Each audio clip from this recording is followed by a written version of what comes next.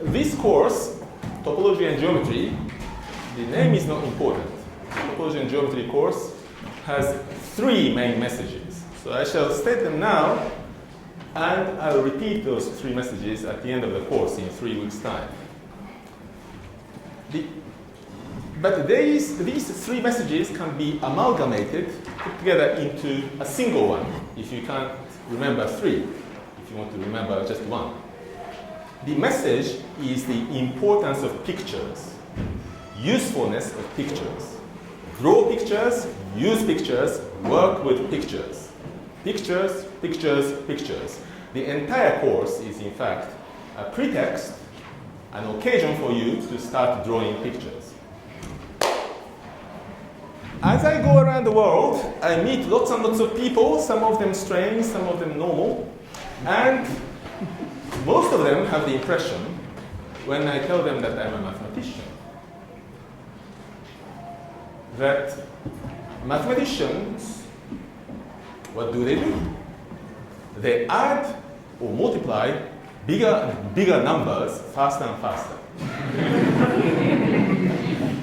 Or if they're sophisticated a little bit, they say, oh, mathematicians write more and more complicated formulas and calculate with more and more complicated formulas. This misunderstanding is quite common, even among seasoned scientists. You know, you'll hear from now on, for the rest of your career, often people say, physicists, engineers, biologists, what have you, say, oh, you do the mathematics, by which they mean do numbers or formulas. But I'd like to convince you that there is so much more to mathematics than numbers and formulas. People think mathematics is about numbers and formulas, but that's a misunderstanding. It's not only a misunderstanding, it is a gross misunderstanding. You see, numbers and formulas, of course, are very important. They're useful to us, but they're useful to us in the following sense. Please imagine a world where we cannot hear, we are all deaf. We have no acoustic. Yeah? In this world where we cannot hear, can music develop?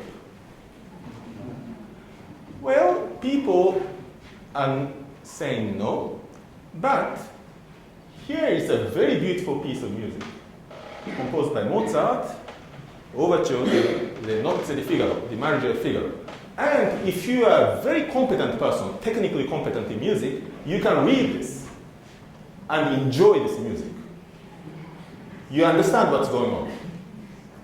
If you are very, very technically competent, maybe some of you play the piano and other instruments, maybe you can read this. By the way, who plays music around here? Banana. Okay, so some people, even among us, can read this. Yeah? And I also have some friends, personal friends, who carry around, nowadays on a laptop or whatever, scores of music, something like this, and just open it and enjoy it by reading it.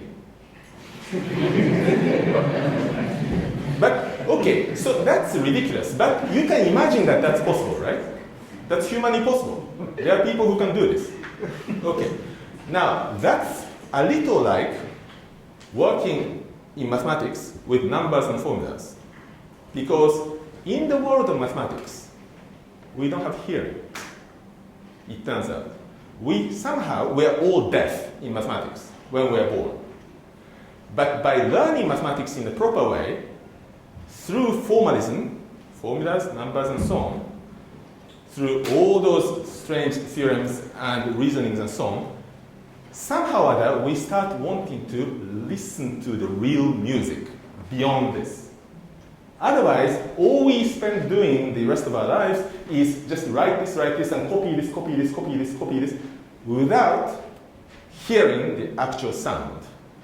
Am I getting my message across? Yes. Okay. So, I want you to become able to do mathematics, not like this. Of course, this is important, because that's the only way we can learn mathematics. We can sort of do mathematics, but I want you to become able to hear. Can you play this? YouTube?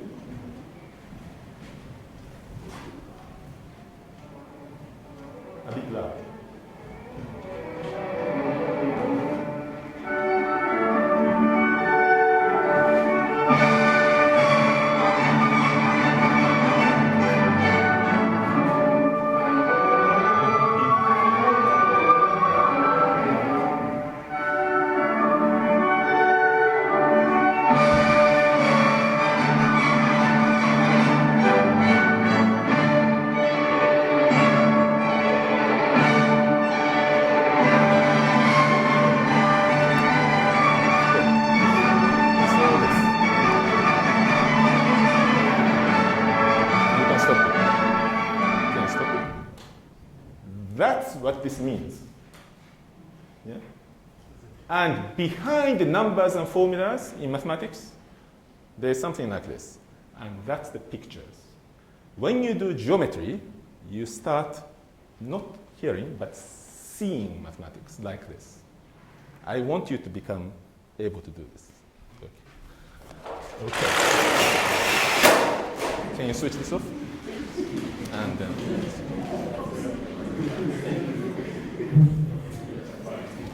so, and the lights on, please. So the three messages of this topology geometry course. So number one is that there is so much more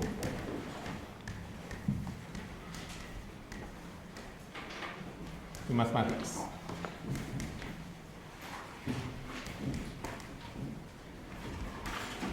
The numbers and formulas. Again, numbers and formulas are important, just as the technical stuff is important in music if you lived in the world of no sound. Because that's the only way you would be able to access, appreciate Mozart's overture. But there's something else. Yeah. For example,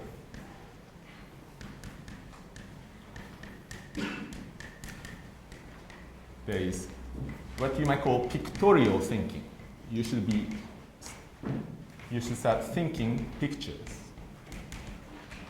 Okay. So here you should think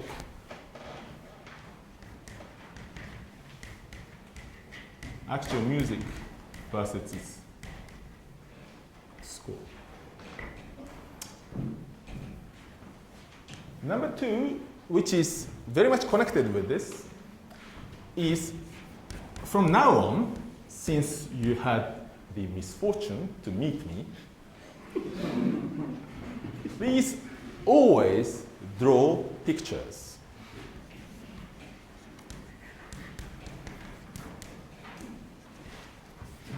Whenever you work on mathematics. Now, these pictures can be drawn not only on a sheet of paper or on a blackboard, but in your head, or on a napkin, or on the sand on the beach. Anyway, but please draw pictures. Always draw pictures. Why is this? You see, there is something unfortunate about our education system. And I don't just mean your individual countries, where you come from in Africa, but all over the world. Something very unfortunate. And that unfortunate thing is that in mathematical education, we have been all bullied into thinking that pictures are not rigorous. You have probably heard this. Pictures are not rigorous. That you can't trust the pictures. Yeah? You should say everything in words and so on. Well, sometimes you can make mistakes in pictures, but just as well you can make mistakes in words, in formulas, and in calculations. I would say most of the time pictures are far more rigorous than words and formulas. That's because we, as human beings, evolved. We are conditioned as biological creatures to be very sensitive with high resolution to pictures. That's where we take in most of our information. Our brain does it. Yeah? A large fraction of our brains are devoted to processing visual information.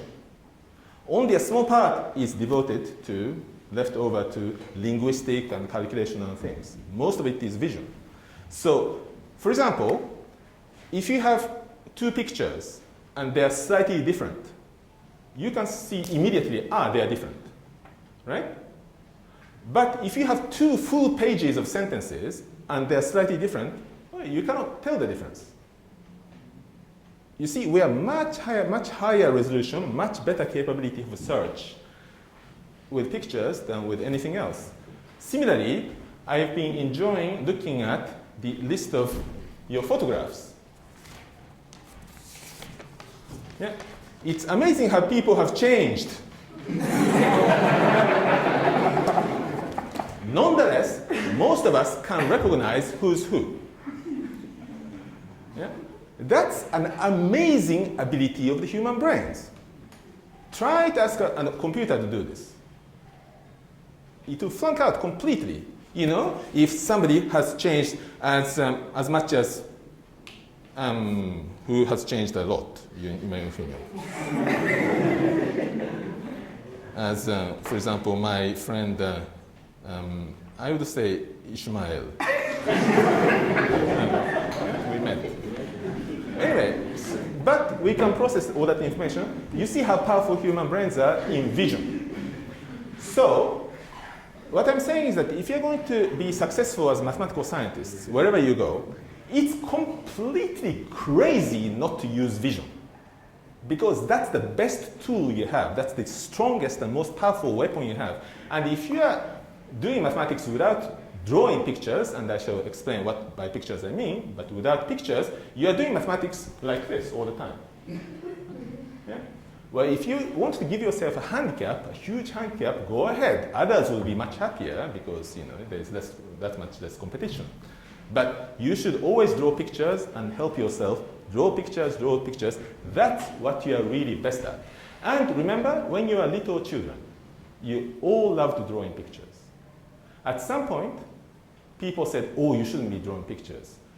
I'd like to tell you today that the best professional mathematical scientists draw pictures, work with the pictures, think in pictures. You should become one of us. Okay. Finally, what do I mean by pictures? By pictures, sometimes we think something like this, or computer graphics. But in fact, I'd like to say that there is so much more to pictures than, say, photographs of physical objects. You'll see in this course, and from now on, that when I draw a picture, the picture in question does not necessarily represent a physical object like this. It will be some abstract picture. It will be a picture of some logical situation. It will be a picture of some argument. It will be a picture of something that you can only imagine but not touch. Those are the pictures that we want to learn to draw, to use, and to manipulate, and to exploit. So, apart from those physical pictures, in topology and geometry, beyond those pictures, physical pictures, geometry, you should learn to see things that cannot be seen physically. In other words, you are expanding your vision. And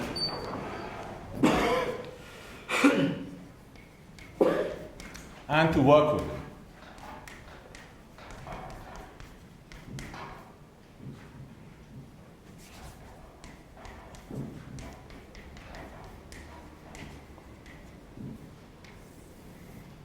By work, I mean, not only do you imagine these things, but you can manipulate, you can look at this from some, and then you can reason on them. So maybe instead of work, I should say reason on them.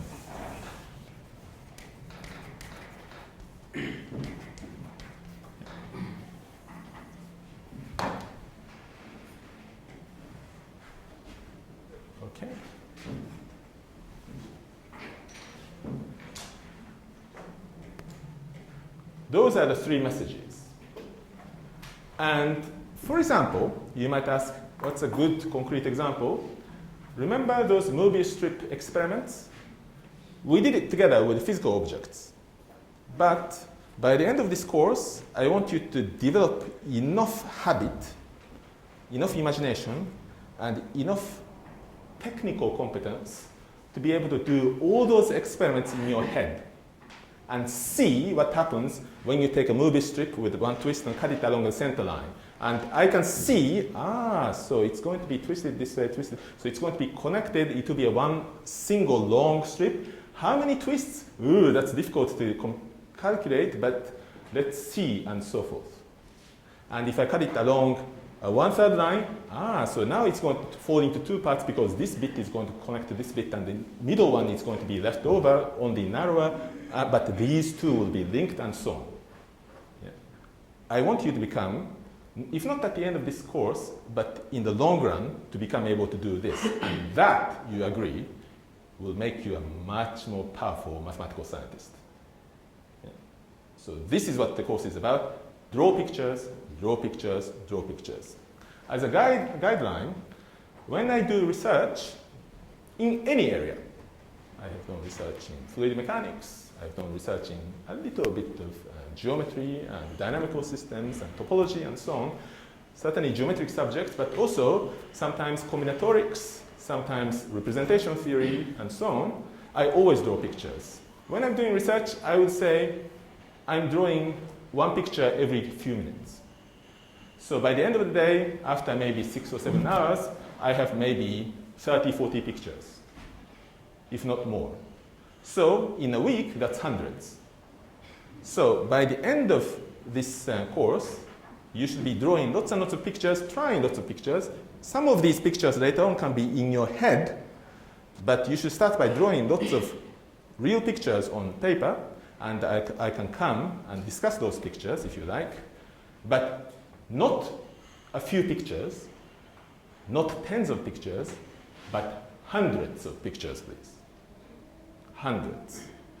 Because that's how we can eventually listen to Mozart's music, but in mathematics. Okay. Good. Okay, so this is the end of my spiel, my speech. Thank you very much for your attention. What do we do now? It's now 4:15, and are we supposed to have this class until what? 5:30? Huh? 5:15. Surely that's too much. So I suggest that we do the following thing. In each day, we are supposed to have 2 hours, but I'm going to usually lecture, draw lots of pictures for 1 hour. And then we have a break. And after the break, we'll be devoting the whole time to working through exercises, drawing projects. I'll give you some projects that you can explore drawing. Some of you might go through them faster, some of them might enjoy them slower, that's fine. And I and the tutors will go around and helping them and so forth. And we see where we get to by the end of the hour. Okay, so let's take another 5-minute break. And after the break, we shall start on the first drawing assignment. Okay? And tomorrow, I'll begin my lecture course.